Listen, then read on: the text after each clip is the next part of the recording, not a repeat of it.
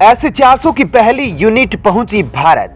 चीन उतारेगा stealth J-20 लड़ाकू विमान, कर रहा इसको अपडेट ताकि भारत के S-400 के रडार को दे सके धोखा।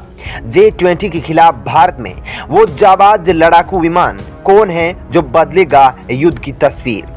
दोस्तों, हम जानते हैं कि हमारे दोनों ओर दुश्मनों की नजर टिकी हुई है। एक तरफ पाकिस्तान तो दूसरी ओर चीन जंग लड़ने के नए नए पैतरे अपनाता रहता है। ये दोनों देश भारत के लिए नई नई मुसीबतों का जाल बुनते रहते हैं।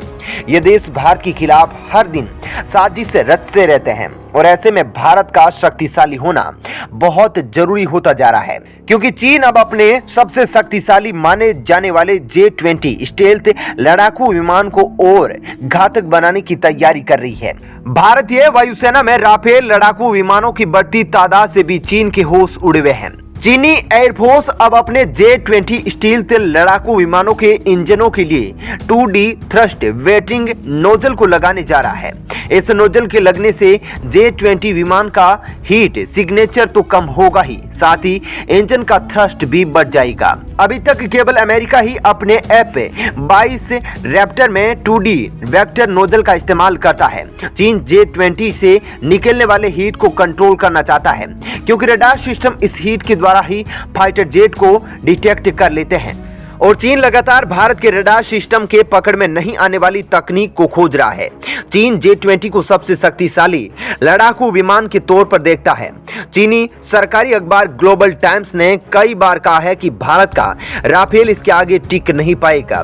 तो आखिर भारत किससे लड़ाकू विमान की तैयारी कर रहा है जो चीन के स्टेल्थ लड़ाकू विमान को टक्कर दे सके?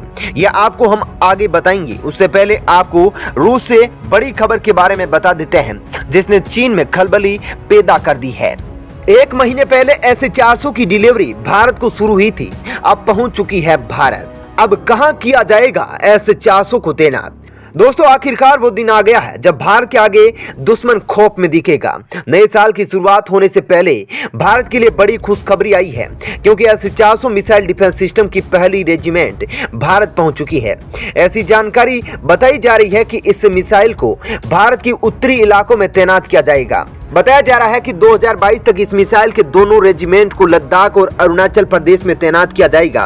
इस मिसाइल के तैनात होते ही उन सभी देशों को खतरा है जिनकी भारत पर बुरी नजर है। S-400 मिसाइल सिस्टम के तैनात होते ही चीन और पाकिस्तान से आने वाली सभी हवाई हमलों को भारत में आने से पहले ही नष्ट कर दिया जाएगा।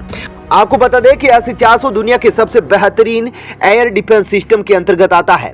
इस S-400 मिसाइल से missile, rocket, drone, fighter jet, aircraft आदि को नष्ट किया जा सकता है। इस सिस्टम की हर रेजिमेंट में 8 लॉन्चर होते हैं और हर लॉन्चर में 4 मिसाइलें होती हैं, यानी कि एक रेजिमेंट एक बार में 32 मिसाइलें फायर कर सकती है।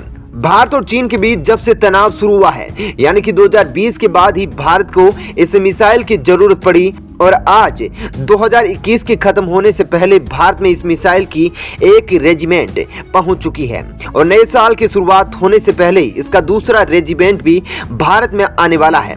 एक रेजिमेंट में 400 किलोमीटर के एरिया को दुश्मन की मिसाइलों से महफूज रखा जा सकेगा, इसलिए इसकी पहली रेजिमेंट को भारत के उत्तरी इलाकों में तैनात किया जाएगा, जहां पर चीन लगातार घुसपैठ कर रहा है। उधर 2022 की शुरुआत में दूसरी रेजिमेंट पहुंचने पर इसकी तैनाती लद्दाख में की जाएगी, जिसके बाद चीन को भारत जबरदस्त टक्कर दे सकेगा। आपको बता दें कि चीन ने 2018 में S-400 की तैनाती अपने यहां शुरू कर दी थी, जो पहला कारण बना था भारत में इस मिसाइल डिफेंस सिस्टम को तैनात करने का। S-400 दुनिया का सबसे अच्छा एयर डिफेंस सिस्टम है।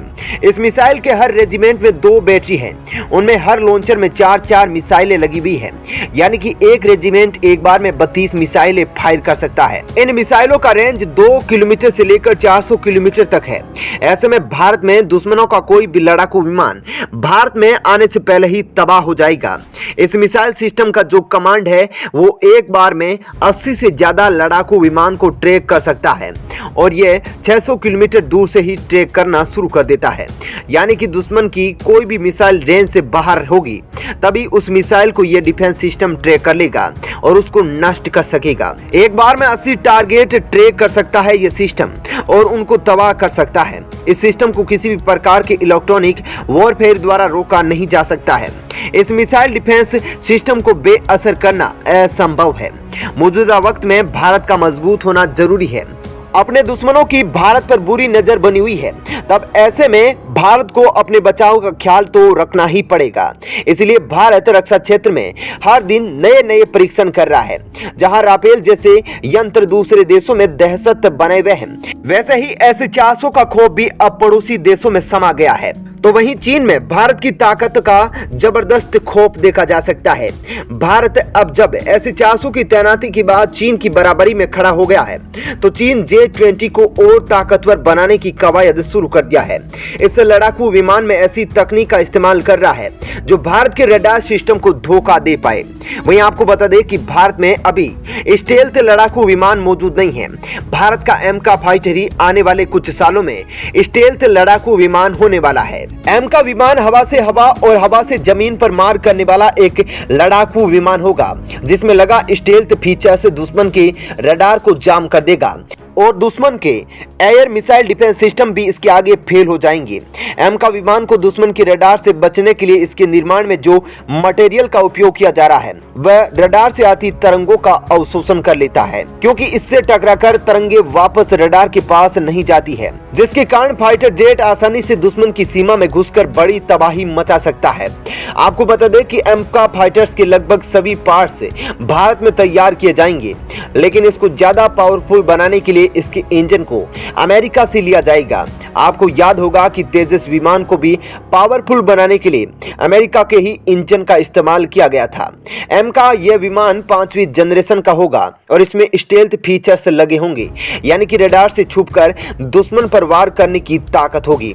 तो वहीं इसमें सुपर क्रूज की क्षमता होगी। आप ये सोच रहे होंगे कि सुपर क्रूज क्या होता है, तो चलिए आपको बता देते हैं कि सुपर क्रूज यानी कि हवा से कहीं तेज गति से चलने वाला लड़ाकू विमान होता है और साथ ही ये लंबे समय तक मध्यम ऊंचाई में हवा में उड़ने की क्षमता भी रखता है। लेकिन आपको बता दें कि इसमें भारत एक और फीचर्स को शामिल करने वाला है, जिसके तहत इसमें आफ्टर बर्नर लगा होगा, जो काफी देर तक हवा में इस MK विमान को तैनात कर सकता है। आपको बता दें कि आफ्टर बर्नर का काम विमान को अधिक ऊर्जा प्रदान करना होता है, ताकि यह विमान मार्क 1 यानी कि हवा से तेज गति से गतिमान रहे। इस विमान में 2 इंजन लगाए गए हैं, जिसका वजन 25 टन होगा। आपको बता दें कि इस फाइटर के निर्माण में 15,000 करोड़ रुपए के खर्च होने की संभावना है। तो वहीं भारत का वित्त विभाग भी इसके खर्चे पर होने वाली राशि पर विचार कर रहा है और प्रयास कर रहा है कि इस फाइटर को दुनिया का सबसे खतरनाक फाइटर जेट बनाया जा सके। इसके लिए चाहे जितनी भी राशि खर्च करनी पड़े, वो करने के तैयार है। MK यानी कि advance medium combat aircraft Bharat का आत्मनिर्भर कार्यक्रम के तहत शुरू किया गया एक योजना है, जिसने ब्रिटेन समेत कई देशों को परेशान कर दिया है, क्योंकि ब्रिटेन भी चाहता है कि वह भारत से हाथ मिलाकर MK फाइटर्स का निर्माण करे। तो दोस्तों इस वीडियो में इतना है, लेकिन खबर पसंद आई हो तो वीडियो को लाइक जरूर करें, साथ ही भारतीय सेना के लिए जय हिंद जरूर लिखें।